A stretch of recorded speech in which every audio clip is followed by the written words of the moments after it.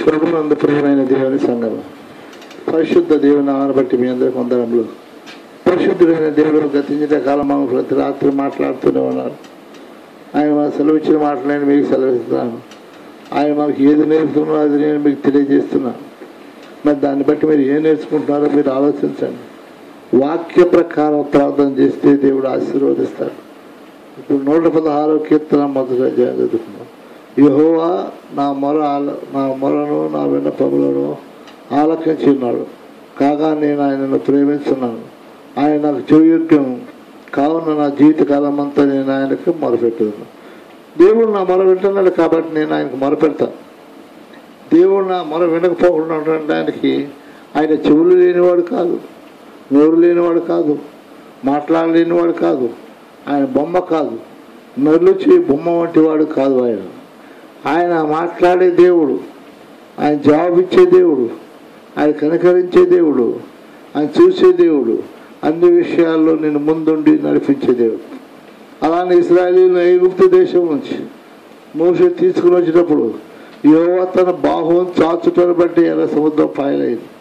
ప్రభునందు ప్రియమైన బిడ్డలారా, జ్ఞాపకం చేసుకుంటే దేవుని గొప్ప కార్యములు ఎట్లా ఉంటాయంటే ఆశ్చర్యంగా ఉంటాయి. మన జీవితంలో అనేకసార్లు తప్పులు చేసి తప్పిపోయి ఉంటాం, పొరపాటు జరిగిపోయి ఉంటాయి. అందుకే మన దోషములు పాపములు దేవుడి సన్నిధిలో ఒప్పేసుకోవాలి.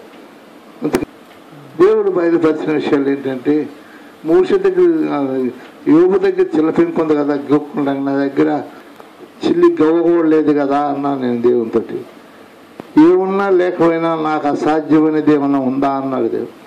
మీకు అసాధ్యమైనది ఏంది లేదు ప్రభు. ఆశ్చర్యం, నేను అసలు దేవుడు రాత్రి మాట్లాడతాడని నేను వెనకాల. మరి ఇలాంటి గొప్ప విషయాలు దేవుడు, ఆయన మాట్లాడే దేవుడు, ఆయన మాట్లాడే దేవుడు కాదు. అందుకని నేను ఆయనను ప్రేమిస్తున్నాను. ఆయన నాకు చెవియొగ్గును. నా జీవిత కాలమంతా నేను ఆయనకు మొరపెడతాను. ఎందుకంటే మరణబంధకంలో చుట్టుకొని ఉండగప్పుడు, పాతాళ వేదనలను పట్టుకొని ఉండగా, శ్రమ దుఃఖమున కలిగినను ఆయన నన్ను విడిచిపెట్టలేదు. దయచేసి నా ప్రాణమును విడిపించి నన్ను ఆయన నామమును గణపరుచుకున్న దేవుడైన. కాబట్టి యెహోవా దయాళుడు, నీతిమంతుడు, మన దేవుడు వాత్సల్యత గలవాడు. కాబట్టి ఆయన నామమును గణపరచాలి. అందుకని యెహోవా నా మొరను నా విన్నపములను ఆలకించి ఉన్నాడు. కాగా నేను ఆయనకు మొరపెడుతున్నాను అన్నాడు. అందుకని ఏ బొమ్మలు ఇట్లాంటివి అయితే ఏమి చేయవు. కానీ ఇది మహోన్నతుడైన దేవుడు, ఆయన ప్రాణం కలిగిన వారు, ఆయన అందరినీ ఆశీర్వదించే దేవుడు. అనేక సార్లు మనం జారి పడుతున్నా సరే, మరణం నుండి నా ప్రాణమును, కన్నీళ్ళు వేయకుండా నా కన్నీళ్లను, జారి పడకుండా నా ప్రాణములను తప్పించి ఉన్న దేవుడు. సజీవులైన దేశంలో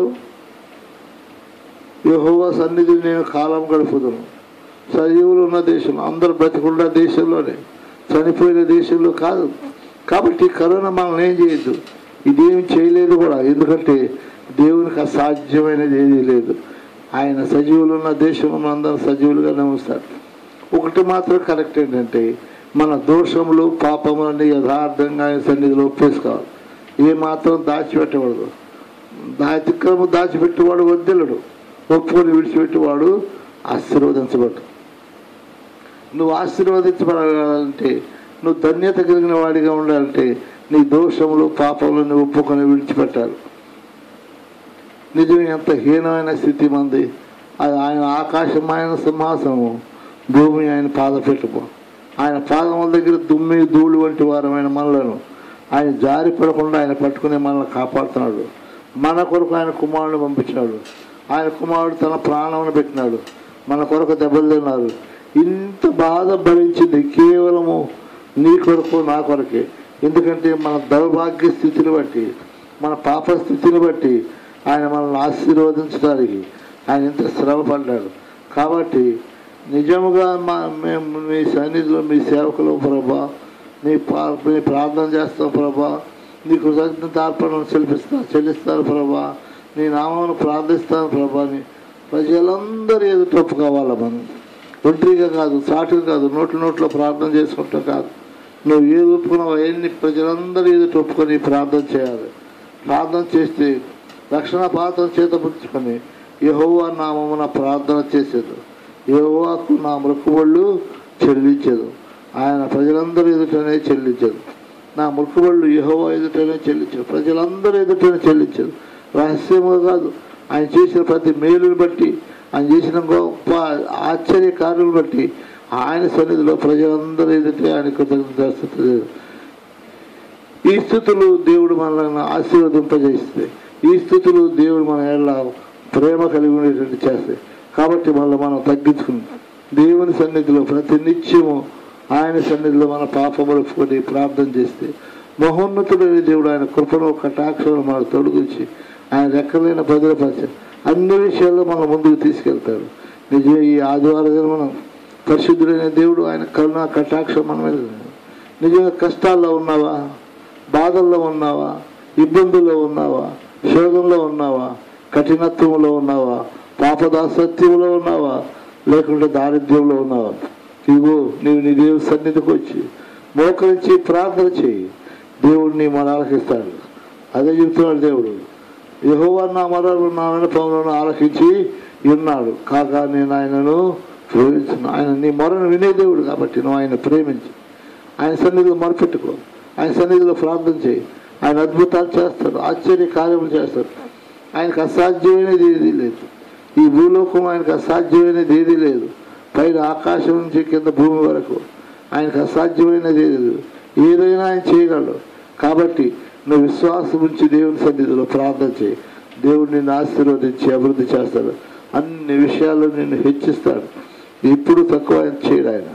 ఆయన కృపను నీకు తక్కువ చేయడు. ఆయన కరుణను తక్కువ చేయడు. ఆయన రెక్కలు నిన్ను భద్రపరుస్తాడు. కాబట్టి మనందరం దేవుని సన్నిధిలో మోకరించి ప్రార్థన చేసుకుందాం. ఈ ఆదివారం ఉదయం మన దేవుడు ఆయన కాపుదల మనకు తోడుగుతున్నట్లు, ఆయన కటాక్షం మనకు తోడుగుతున్నట్లు మనం తగ్గించుకుని దేవుని సన్నిధిలో ప్రార్థన చేసుకుందాం.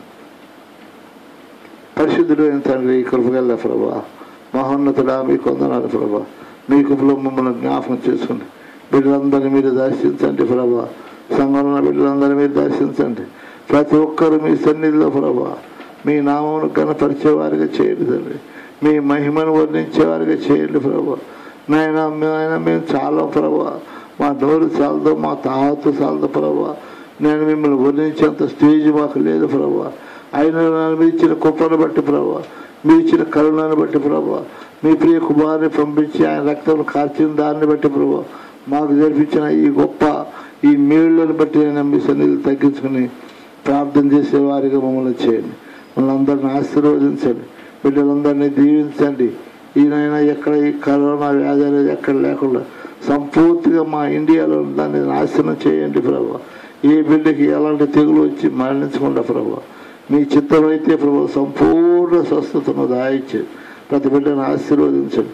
మా అందరి చుట్టూ మీ కాపుదలు మేము నిత్యం మీ సన్నిధిని మహిమపరిచే బిడ్డలు మమ్మల్ని చేయమని. మా దోషములను పాపములను దయతో క్షమించండి ప్రభా.